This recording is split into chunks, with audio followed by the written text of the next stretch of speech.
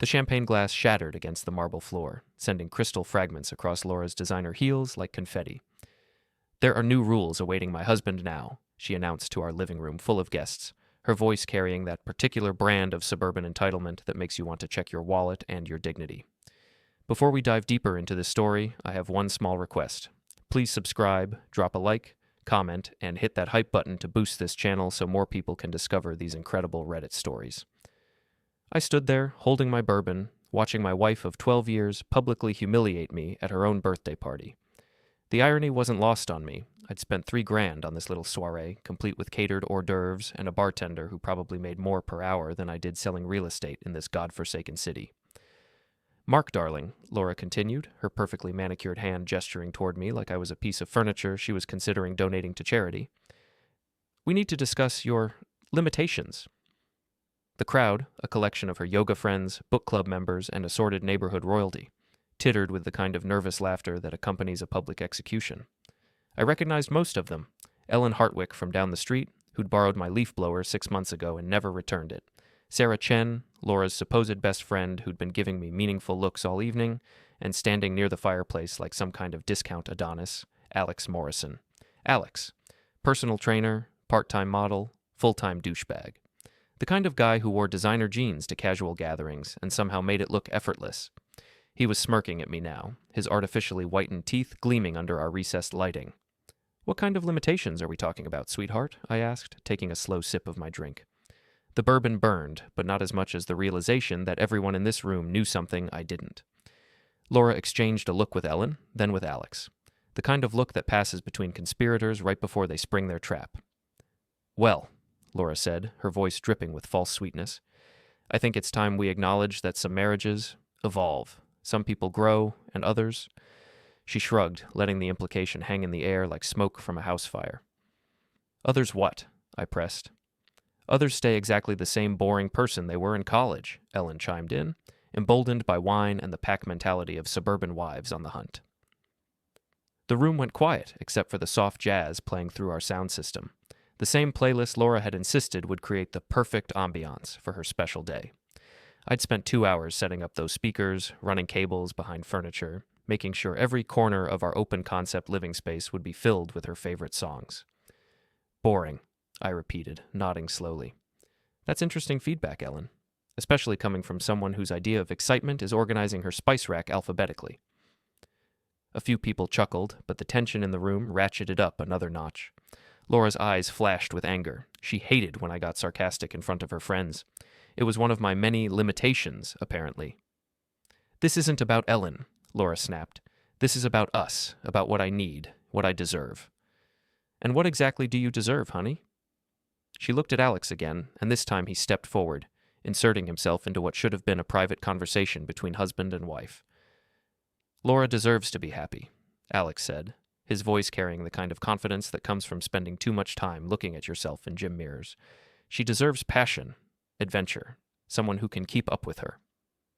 The pieces clicked into place with the satisfying precision of a well-oiled machine. The late-night yoga sessions, the new lingerie I'd found in our bedroom drawer, tags still on, never worn for me. The way Laura had started working out obsessively, changing her entire wardrobe, suddenly caring about things like core strength and functional fitness. "Ah," I said, setting my glass down on the coffee table. "I see. So when you said there were new rules, you meant there was a new player in the game." Laura's face flushed, but she lifted her chin defiantly. "I meant that I'm not going to apologize for wanting more from life." "More," I echoed. "Like Alex here?" The room was silent now. Even the jazz seemed to quiet down, as if Coltrane himself was holding his breath to see how this would play out. "Like someone who appreciates me," Laura said. "Someone who makes me feel alive." I looked around the room at all these people, neighbors I'd helped with home repairs, friends I'd invited to barbecues, couples I'd shared holidays with. They were all watching me with a mixture of pity and anticipation, waiting to see if I'd crumble or explode. Instead, I started laughing. Not the bitter laugh of a broken man, but genuine amusement. Because standing there in my own living room, surrounded by people who thought they knew me, I realized something important. They had no idea who they were dealing with. "You know what, Laura?" I said, still chuckling. "You're absolutely right. There are new rules. But I think you meant to say, your new husband, not my husband." The silence that followed was so complete I could hear the ice maker cycling in the kitchen. "What?" Laura stammered. "I'm filing for divorce on Monday," I announced to the room. "So Alex here can have all the passion and adventure he wants, along with Laura's credit card debt, her student loans, and her charming habit of spending $300 a month on organic face cream." Ellen gasped. Sarah was staring at me with something that looked suspiciously like admiration. Alex's confident smirk was starting to crack around the edges. "You can't be serious," Laura said, but her voice had lost its earlier conviction. "Absolutely serious. In fact, I already moved my stuff out of our bedroom this morning. It's all in the guest room, along with the divorce papers I had drawn up last week." I picked up my bourbon and raised it in a toast. "To new rules, everyone. May you get exactly what you deserve." I drained the glass, set it down, and walked towards Sarah. "Would you like to dance?" I asked her. She looked surprised, then pleased. "I'd love to." As we moved to the center of the living room, I caught a glimpse of Laura's face. The smug confidence had been replaced by something approaching panic. Alex was looking between us like he'd just realized he might have stepped in something deeper than he'd anticipated. "You knew about this," Sarah said quietly as we swayed to the music. "I'm a real estate agent," I replied. "I'm good at reading people, and your best friend isn't as subtle as she thinks she is." "She's not my best friend anymore," Sarah said, and I could hear the steel in her voice. "I've been waiting for someone to call her out on her bullshit for months." Over Sarah's shoulder, I could see Laura frantically whispering to Ellen and Alex, trying to regain control of the situation. But the damage was done. The other guests were already starting to murmur among themselves, phones coming out to capture what was sure to become neighborhood legend. "There's something you should know," Sarah said, her lips close to my ear, "about just how deep this goes." "Oh, I'm counting on it," I replied. "But first, let's give them something to really talk about." I spun Sarah around, dipped her dramatically, and kissed her right there in front of everyone. When we came up for air, half the room was applauding and the other half was staring in shock. Laura looked like she'd been slapped. "Happy birthday, sweetheart," I called out to her. "Thanks for the party. I'll send you the bill." As Sarah and I headed for the door, I could hear Laura's voice rising behind us, trying to explain, trying to control the narrative. But it was too late for that. The story was already writing itself, and for once, I wasn't going to be the punchline. Outside, Sarah grabbed my arm. "We need to talk," she said. "There's a lot you don't know about what Laura and Alex have been planning." "Such as?"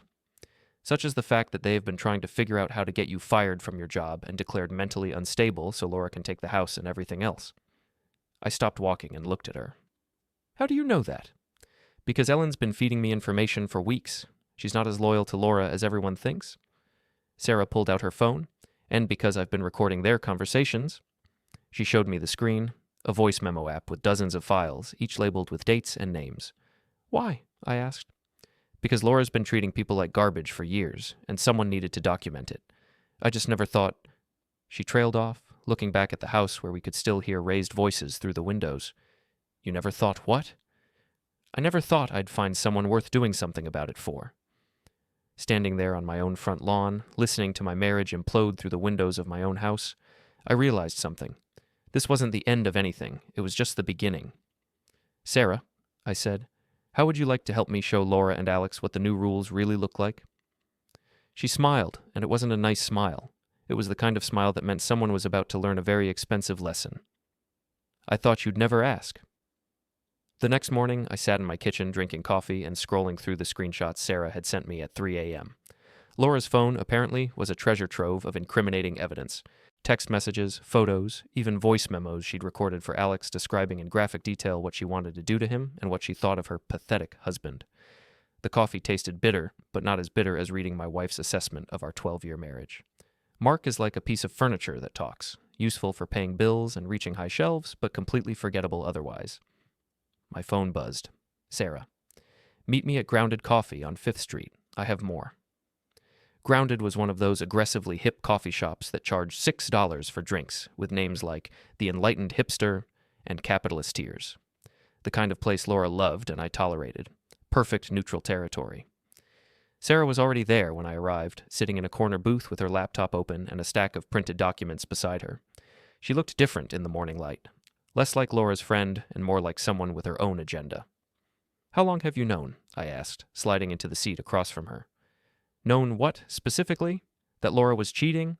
About 6 months? That she was planning to screw you over financially? About 3 weeks? That Alex is basically a professional gigolo who's done this to at least 2 other married women in town? As of last night. She slid a manila folder across the table. Inside were bank statements, credit reports, and what looked like legal documents. Alex isn't just a personal trainer, Sarah continued. He's got a whole system, targets wealthy, unhappy wives, gets them emotionally invested, then helps them divorce their husbands in ways that maximize the payout. Laura wasn't his first victim, she was his partner. I stared at the documents, trying to process what I was seeing. Partner how? Laura's event planning business? Half her clients are women Alex has identified as potential targets. She helps set up the initial meetings, creates opportunities for accidental encounters. They split whatever Alex makes from his consulting fees. Consulting fees. That's what they call it. Alex charges these women for life coaching and personal training while he's sleeping with them. Then he helps them navigate their divorces in exchange for a percentage of the settlement. I looked up from the papers. How do you know all this? Sarah's smile was sharp as a knife. Because Ellen isn't the only one who's been feeding me information. Alex's ex-girlfriend, Maya, works at the gym. She's been documenting his activities for months, trying to build a case against him. What kind of case? The kind where he gets arrested for fraud, conspiracy, and about 6 other felonies. She pulled out her phone and showed me a video. This is from last week. Laura and Alex discussing their timeline for getting you declared incompetent. I put in one earbud and listened. Laura's voice, crystal clear. Mark's been acting erratic lately, paranoid. I'm worried about his mental state. If we can get Dr. Peterson to document some episodes... Dr. Peterson was our family physician, the one who'd been treating Laura's anxiety for the past year. They've been planning this for months, Sarah said. The affair was just the distraction. The real goal was always to take everything you have and leave you with nothing. I sat back in my chair, trying to absorb the full scope of what I was hearing. Why are you telling me this? Because Laura ruined my last relationship by spreading rumors about me cheating. Because she's been treating our friend group like her personal kingdom for years. And because... She paused, looking uncomfortable for the first time since I'd known her. Because I've been watching you deal with her bullshit for years, and you deserve better. My phone rang. Laura. Don't answer it, Sarah said. I answered it anyway, putting it on speaker. Mark, where are you? We need to talk about last night. I think there was a misunderstanding. No misunderstanding, I said. I understood perfectly. You're being dramatic. It was just a party. People say things when they drink. People say what they really think when they drink. Look, can we meet somewhere and discuss this like adults? I made a mistake, okay? I got carried away. But we can work through this. I looked at Sarah, who was shaking her head vigorously. Sure, I said. Let's meet at your office this afternoon. Say, 3 o'clock? My office? Why there? Because I want to see where you've been planning to destroy my life. Silence on the other end. Mark, I don't know what you think you know, but 3 o'clock, Laura, and bring Alex. I think it's time we all had an honest conversation. I hung up and looked at Sarah. How much evidence do we have? Enough to bury them both. But are you sure you want to do this publicly? I thought about Laura's voice on that recording, discussing my mental health like I was a problem to be solved rather than a person she'd once claimed to love. I thought about 12 years of marriage, of supporting her business, of believing we were building something together while she was planning to tear it all down. Sarah, I said, I want to do this so publicly that it becomes the cautionary tale other cheating spouses tell their therapists about. She grinned. In that case, I have some ideas. We spent the next 2 hours planning what Sarah cheerfully called Operation Scorched Earth. By the time we were done, I had a clear understanding of just how deep Laura and Alex's conspiracy went, and they were going to have a very clear understanding of what happened when you tried to play games with someone who'd spent 15 years learning how to read people for a living. At 2:45, I walked into Laura's office building, a sleek downtown space she rented for twice what she could afford, all glass and chrome and the kind of aggressive minimalism that was supposed to impress clients. Laura was waiting in the conference room with Alex, both of them looking like they'd prepared for a negotiation. Laura had even dressed the part, her power suit, the one she wore when she wanted to intimidate vendors or difficult clients. Mark, she said as I walked in, I'm glad you came. I think we can work this out. I'm sure you do. I sat down across from them and pulled out my phone. But first, I want to play something for you. I hit play on the recording Sarah had given me. Laura's voice filled the room. Mark's been acting erratic lately, paranoid. I'm worried about his mental state. The color drained from Laura's face. Alex shifted uncomfortably in his chair. Where did you get that? Laura asked. Does it matter? What matters is that I know about your little business arrangement, the life coaching fees, the divorce consulting, the systematic targeting of married women. Alex started to stand up, but I held up my hand. Sit down, Alex. We're not done yet. You can't prove anything, he said, but his voice lacked conviction. Actually, I can prove quite a lot. Bank records showing payments from your previous targets, text messages detailing your methods, video evidence of you and Laura planning my downfall. I leaned forward. The question is, what are you going to do about it? Laura tried to regain control of the situation. Mark, even if some of this is true, we can work something out. A quiet divorce, fair division of assets. Fair? I laughed. You mean like how it was fair when you spent the last year convincing our friends I was losing my mind? Fair like how you were planning to have me declared incompetent so you could take everything I've worked for? That's not... It's exactly what it is. I stood up. But here's the thing, Laura. You made one crucial mistake. What's that? You assumed I was as stupid as your previous victims. I walked to the door and opened it. Sarah walked in, followed by Maya, Alex's ex-girlfriend, and Ellen. Ellen? Laura's voice was barely a whisper. Sorry, Laura, Ellen said, not looking sorry at all. But what you've been doing, it's not right, and I'm not going down with you. Alex was looking around the room like a trapped animal. This is entrapment. You can't use anything we said here. We're not cops, I pointed out. We're private citizens having a conversation, and everything we've recorded has been obtained legally.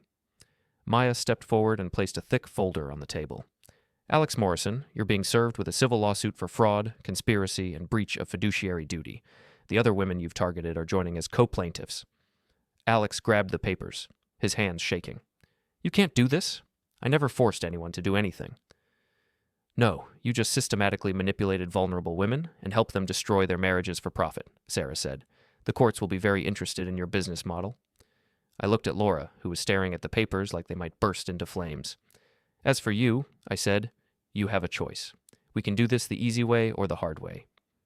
What's the easy way? She asked quietly. You sign divorce papers that give me everything I'm entitled to under the law. You dissolve your business partnership with Alex. You stay away from our mutual friends, and you never contact me again unless it's through lawyers. And the hard way? Sarah smiled. The hard way is where we release everything to the media, the police, and every social media platform in the city, where your clients find out their wedding planner has been running a marriage-destroying scam on the side, where your family finds out what you've really been doing for the past year. Laura looked around the room at the faces staring back at her, people she'd thought she could control, manipulate, or intimidate, but the power dynamic had shifted completely. I need time to think, she said. You have until tomorrow morning, I replied. After that, we go public with everything. As we filed out of the office, Alex grabbed my arm. This isn't over, he said. I looked down at his hand on my arm, then back at his face. Actually, it is. But if you want to make it worse for yourself, feel free to try. He let go and stepped back. Outside the building, Sarah linked her arm through mine. How do you feel? Like I've been holding my breath for a year and can finally exhale, I said. But we're not done yet. What's next? I looked back at the office building, thinking about Laura and Alex up there, probably planning their next move, still thinking they could find a way to win. Next, I said, we show them what happens when you try to play chess with someone who's been planning for checkmate since the first move. Laura chose the hard way. I found out at 6 a.m. when my phone started buzzing with calls from colleagues, friends, and random numbers I didn't recognize. Apparently, Laura and Alex had spent the night crafting their own narrative, and it was a doozy. According to the story now circulating through our social circles, I was an abusive husband who'd been stalking Laura and her friend, Alex. I'd allegedly threatened them, broken into Laura's office, and was now spreading malicious lies to destroy their reputations. Laura had even filed a police report claiming I'd been harassing her for weeks. The first call I answered was from my boss, Jim Hendricks. Mark, what the hell is going on? I just got a call from someone claiming you've been using company resources to stalk your wife. Jim, that's not... And apparently there's video of you threatening people at some office building downtown? I sat up in bed, suddenly wide awake. What video? Check your email. Someone sent it to half the real estate agents in the city. I hung up and grabbed my laptop. Sure enough, there was a video in my inbox sent from an anonymous account. The subject line read, "Local real estate agent loses it." The video showed me confronting Alex outside Laura's office building, but it had been edited to remove all context. Without the audio of our conversation, without knowing what had led up to that moment, It looked like I was threatening an innocent man for no reason. My phone rang again. Sarah. "Have you seen it?" she asked without preamble. "Just watched it. How bad is this?" "Bad. Laura's been calling everyone we know since 5 a.m. She's telling people you've been stalking her, that she's afraid for her safety, that the divorce announcement was you trying to control her." I felt a familiar knot forming in my stomach, the same feeling I'd had for months whenever Laura started one of her campaigns to rewrite reality. "There's more," Sarah continued. "Alex posted something on Instagram about supporting women who find the courage to leave abusive relationships. It's got about 200 likes already." Snake? "Mark, you need to get ahead of this. Laura's playing the victim card, and people are buying it." I was already getting dressed. "Where are you?" "At Maya's apartment.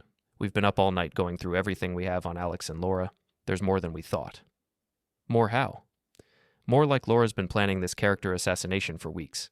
She's got documentation going back months about your erratic behavior and concerning statements.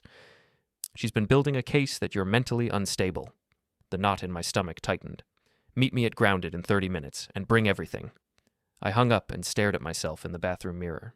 12 hours ago, I'd felt like I was finally taking control of my life. Now I was looking at a man whose wife had just played a card he hadn't seen coming.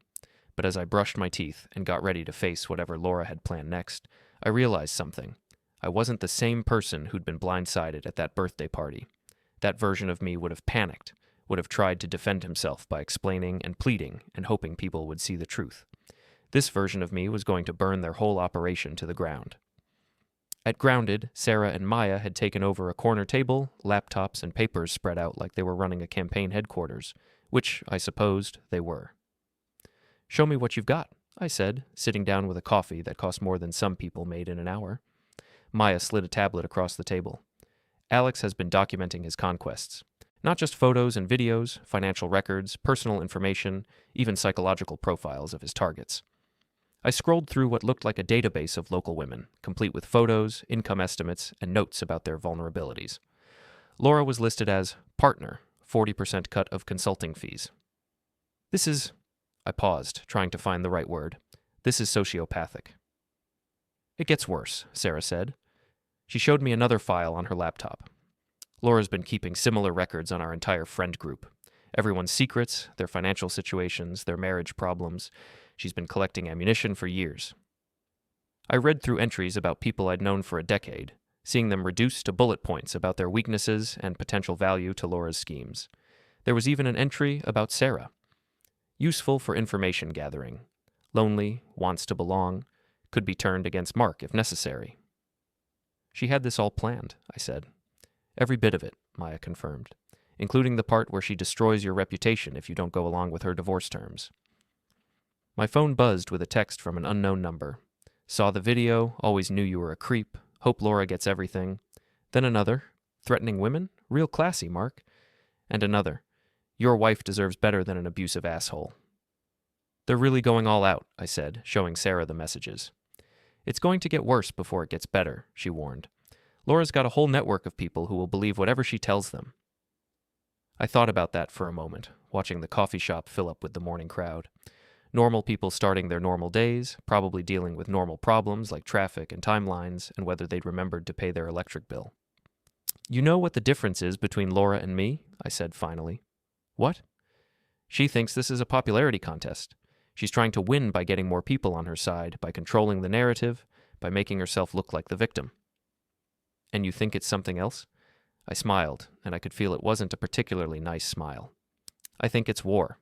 And in war, you don't win by being liked. You win by destroying your enemy's ability to fight." Sarah leaned forward. "What are you thinking?" "I'm thinking Laura made a mistake when she decided to go nuclear, because now I don't have to play nice anymore." I pulled out my phone and started scrolling through my contacts. "Maya, how many of Alex's previous victims are willing to go public?" "All of them. They're tired of being ashamed of something that was done to them." "And Sarah, how many of our mutual friends do you think would change their tune if they knew Laura had been keeping files on all of them?" "Probably most of them. People don't like being spied on." "Good, because we're about to turn Laura's own weapons against her." I made the first call to Jim Hendricks. "Jim, it's Mark. I know you got some concerning information about me this morning, and I want to address it directly." "Mark, look, I don't want to get involved in your personal... What if I told you that the woman who sent you that video has been running a fraud operation targeting married women in our client base? Silence on the other end. What if I told you I have documentation proving that she and her partner have been systematically destroying marriages for profit, and that the video you saw was taken completely out of context when I confronted them about it? I'd say you better have some pretty compelling evidence. I do. Can you meet me at the office in an hour? And Jim, you might want to bring our lawyer. The next call was to Ellen. Ellen, it's Mark. I know Laura's been calling you this morning, but before you make up your mind about what's happening, there's something you need to see. Mark, I don't think I should be talking to you. Laura says a lot of things. But did she tell you about the file she's been keeping on you? The one where she documented your husband's drinking problem and your daughter's eating disorder so she could use them against you if she needed to? Another silence. Meet me at the park on Elm Street in 30 minutes, Ellen said quietly. And bring proof.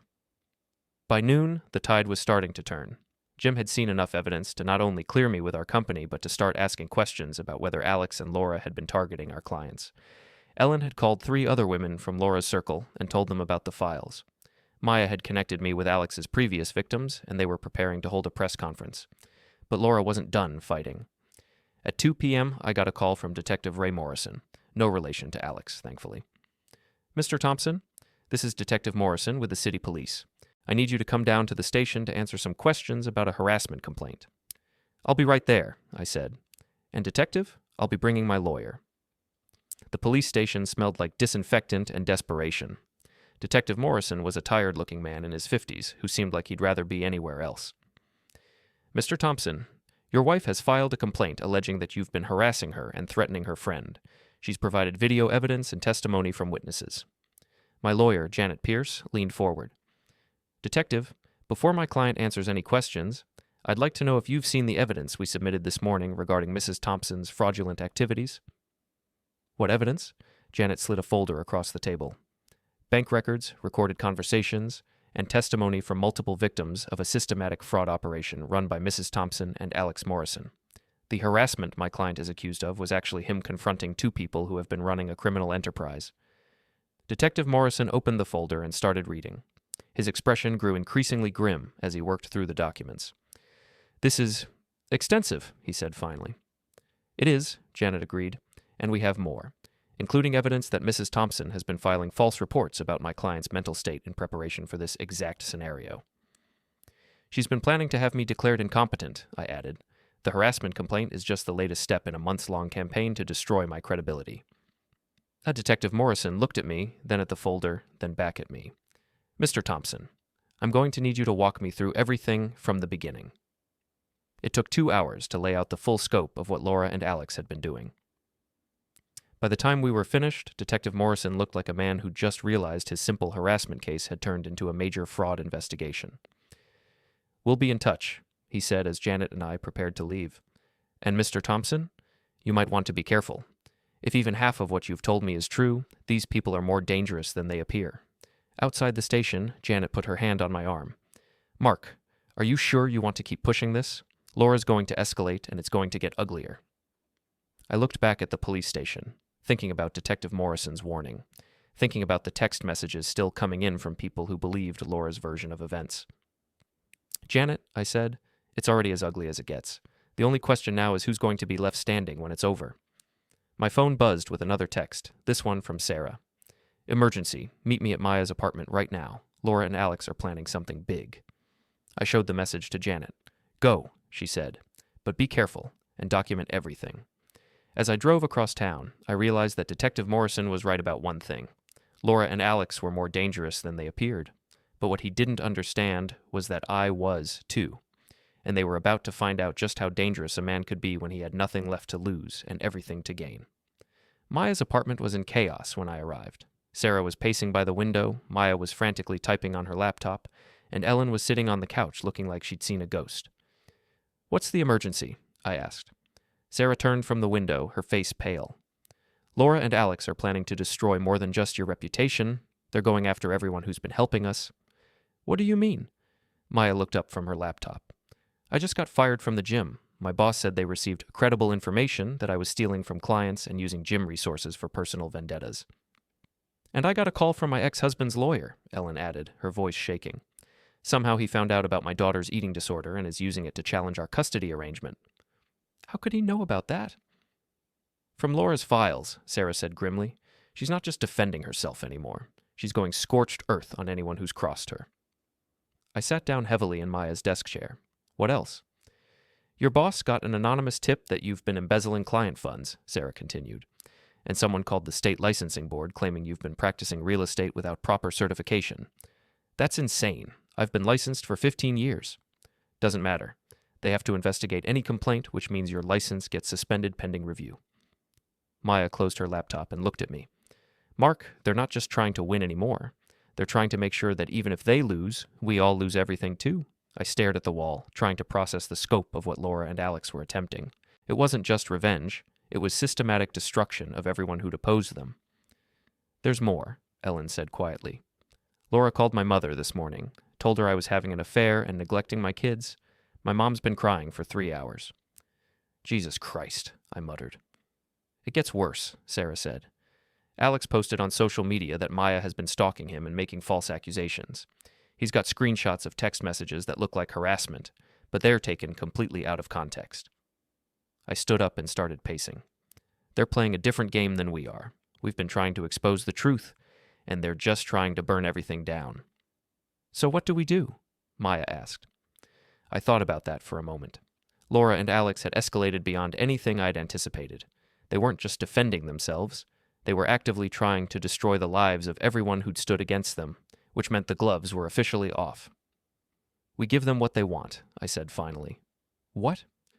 Sarah looked at me like I'd lost my mind. They want a war? They want to make this public and ugly and destructive? Fine. But we're going to do it on our terms, not theirs. I pulled out my phone and started making calls. The first was to Detective Morrison. Detective, it's Mark Thompson. I need to report additional criminal activity. Laura Thompson and Alex Morrison are now engaged in systematic harassment of witnesses in your investigation. The second was to Janet Pierce. Janet, they've escalated. I need you to file restraining orders against both Laura and Alex, and I need you to do it today. The third was to a local news reporter I'd helped buy a house 2 years ago. Rachel, it's Mark Thompson. Remember when you said if I ever had a story for you to call? Well, I've got one hell of a story. By evening, the counterattack was in full swing. Detective Morrison had opened a formal investigation into Laura and Alex's activities.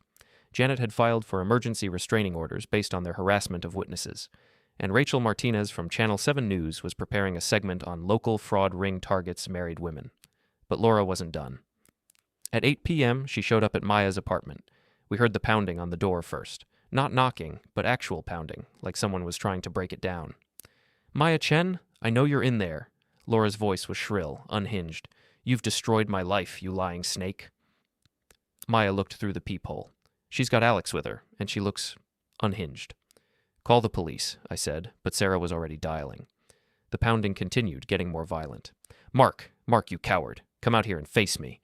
This is perfect, I said, pulling out my phone to start recording. Keep her talking. Maya cracked the door, keeping the chain lock engaged. Laura, you need to leave. The police are on their way. The police? Laura laughed, but it wasn't a sane sound. The police work for me, honey. My friend Detective Heller is going to make sure you all pay for what you've done. Detective Heller? I called out, still recording. You mean the detective who's been helping you file false reports? Mark! Laura's voice cracked with rage. You destroyed everything.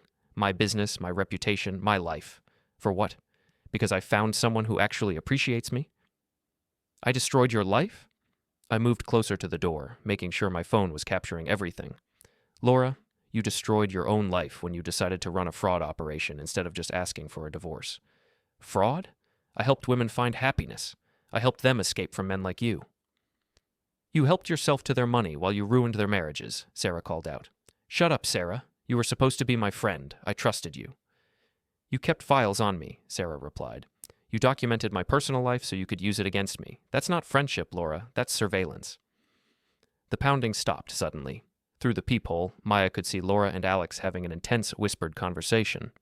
They're planning something, she said quietly. A moment later, Alex's voice. Maya, this is Alex. I know you're upset about the gym thing, but that wasn't personal. If you just come out and talk to us, we can work this out. Like you worked it out with the other women you scammed, Maya replied. I never scammed anyone. I provided services that people paid for willingly. Services like helping them destroy their marriages.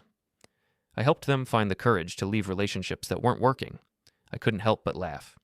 Alex, you're standing outside someone's apartment at 8 p.m., pounding on their door and making threats, and you want us to believe you're some kind of relationship counselor?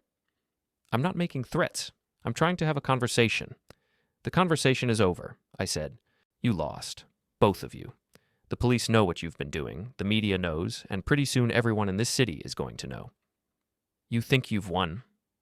Laura's voice was getting higher, more unstable. You have no idea what I'm capable of, Mark. No idea what I've been planning. Enlighten me. Your precious real estate license? Gone. Your reputation? Destroyed. Your friends? They're going to find out things about you that will make them never want to see you again. What things, Laura? What could you possibly know about me that's worse than what I know about you? Silence for a moment. Then, ask Sarah about the photos. I looked at Sarah, who had gone completely white. What photos? I asked. Sarah was staring at the door like she could see through it. Laura, you wouldn't. Try me. Maya was still looking through the peephole. They're leaving, she said. But Laura's smiling, and it's not a good smile. As soon as their footsteps faded, I turned to Sarah. What photos? Sarah sat down heavily on Maya's couch.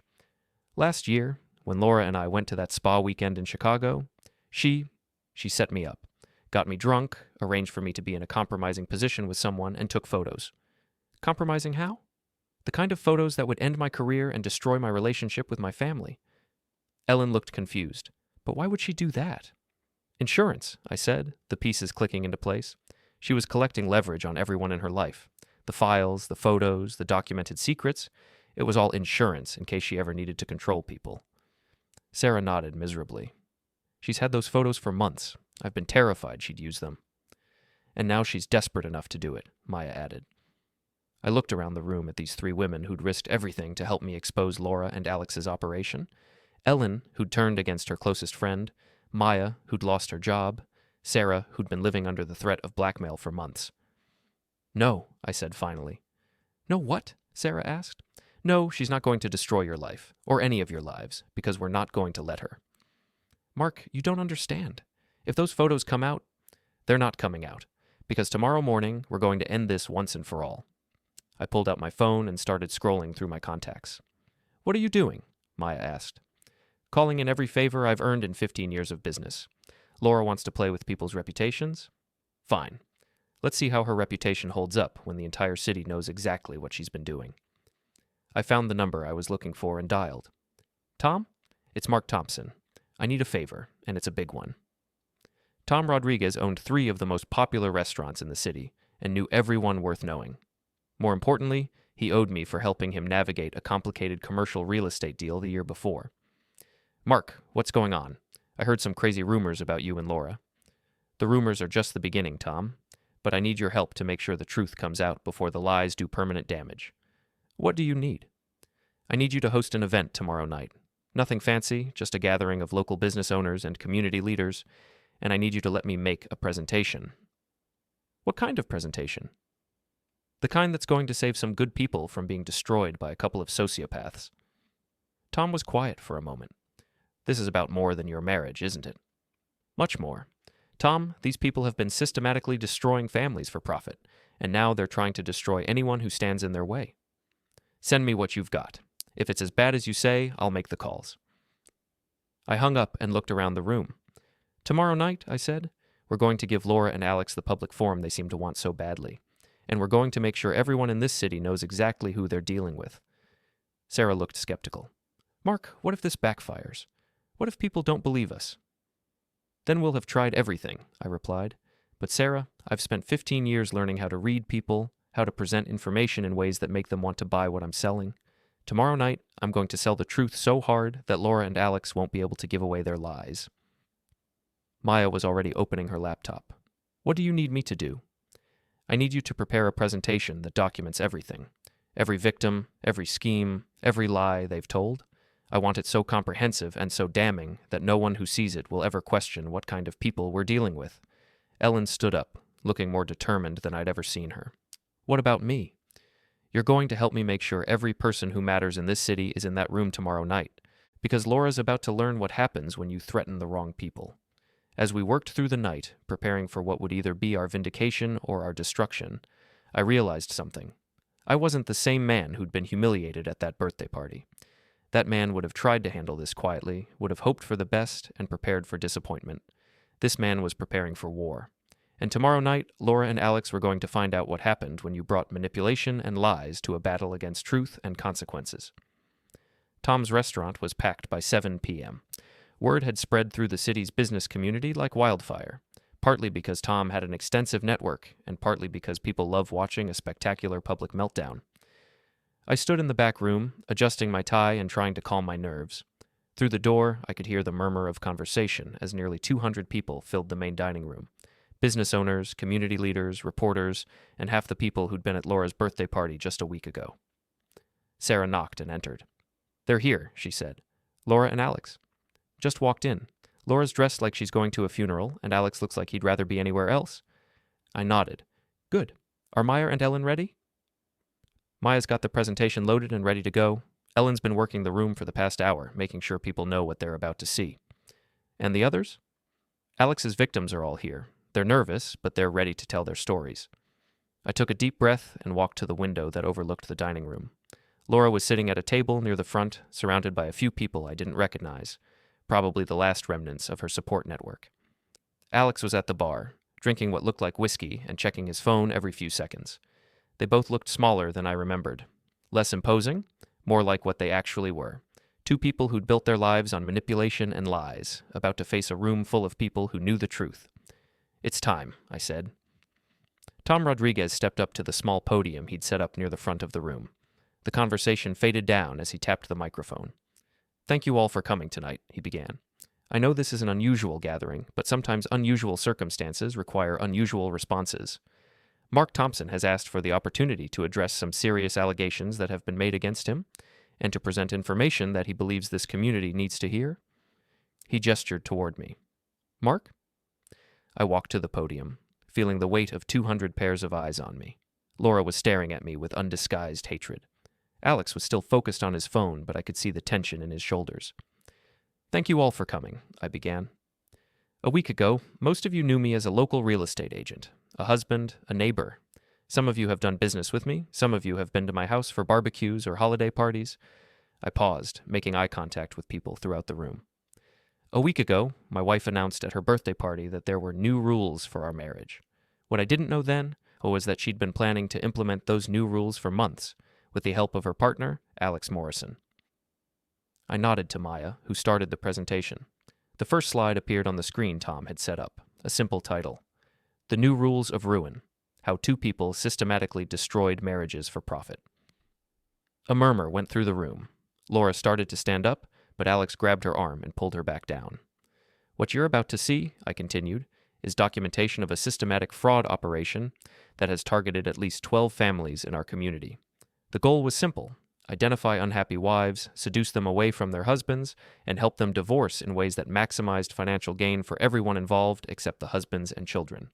The next slide showed bank records, payments from various women to Alex Morrison for personal training and life coaching services, with corresponding payments from Alex to Laura for event planning consultation. Laura Thompson and Alex Morrison developed a system. Laura would identify potential targets through her event planning business and social connections. Alex would make contact, usually at social events or through the gym. The seduction was systematic, calculated, and designed to make these women believe their marriages were hopeless. I clicked to the next slide, excerpts from the files Laura had kept on our friends and neighbors. But it wasn't enough to destroy marriages. They also collected information on everyone in their orbit: friends, neighbors, business associates, personal secrets, financial information, family problems. All of it cataloged and saved for potential use as leverage. Ellen stood up from her table. "That's how Laura knew about my daughter's eating disorder," she said, her voice carrying clearly through the room. "She documented it so she could use it against me if I ever crossed her." Another voice from the back. "She knew about my husband's gambling problem, used it to manipulate me into hiring Alex as a trainer." More voices joined in as Alex's victims began sharing their stories.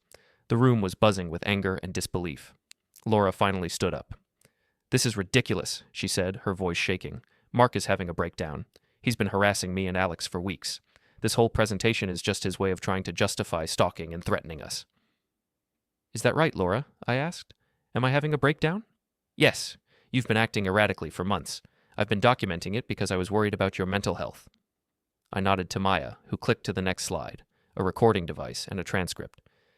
"This is a recording of a conversation between Laura Thompson and Alex Morrison, made 3 weeks ago," I said. "Maya, would you play the audio?" Laura's voice filled the room. "Mark's been acting erratic lately, paranoid.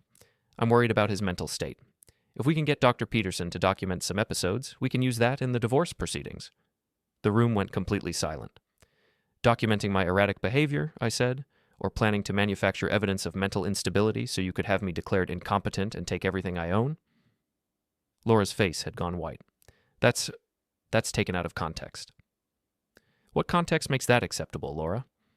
Alex finally stood up. "We don't have to listen to this," he said. "This is harassment, and it's probably illegal." "Actually, Alex, since you brought up legality," I nodded to Detective Morrison, who'd been standing near the back of the room. "Alex Morrison and Laura Thompson," Detective Morrison said, stepping forward with 2 uniformed officers.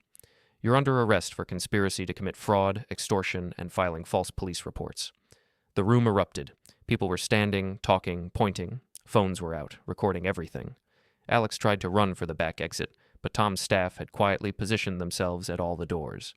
As the officers handcuffed Alex, he looked at me with pure hatred. "This isn't over," he said. "Actually, it is," I replied.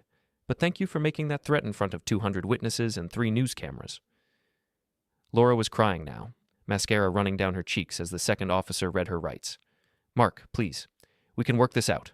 I made mistakes, but we can fix this." I walked over to her, close enough that only she could hear me. "Laura," I said quietly, "you spent months planning to destroy my life, steal my money, and have me declared mentally incompetent. You kept files on our friends so you could blackmail them. You tried to ruin the lives of people who were helping me expose your crimes." I paused, looking into her eyes.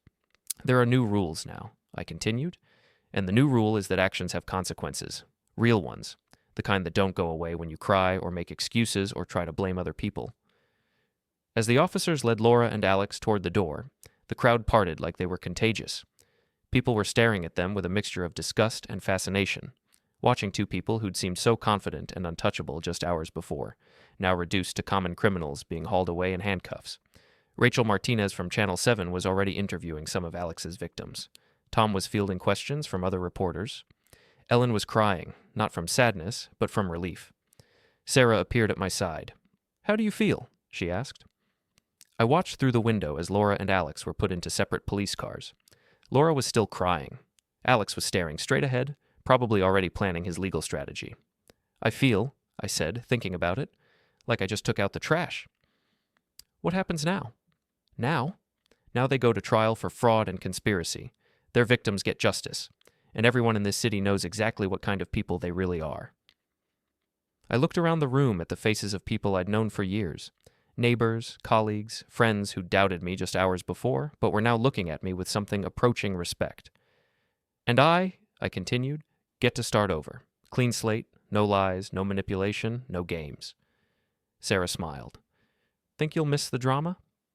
I thought about that for a moment, watching the police cars disappear into the night. "Sarah," I said, "I've had enough drama to last 3 lifetimes. From now on, I'm looking for something much more dangerous." "What's that?" "Honesty." As the crowd began to disperse and the reporters finished their interviews, I realized something. Laura had been right about one thing. There were new rules now. But she'd never understood what those rules actually were. The new rule was that people who built their lives on lies and manipulation would eventually face people who built their lives on truth and consequences. The new rule was that actions had real results, not just for the victims, but for the perpetrators. The new rule was that sometimes, if you were patient enough and smart enough and determined enough, justice actually worked. I looked around Tom's restaurant one more time, at the faces of people who now knew the whole truth, at the reporters who would make sure that truth reached everyone in the city, at the friends who'd stood by me when everything seemed hopeless. Laura and Alex had wanted to play games with people's lives. They'd just learned what happened when you played games with the wrong person.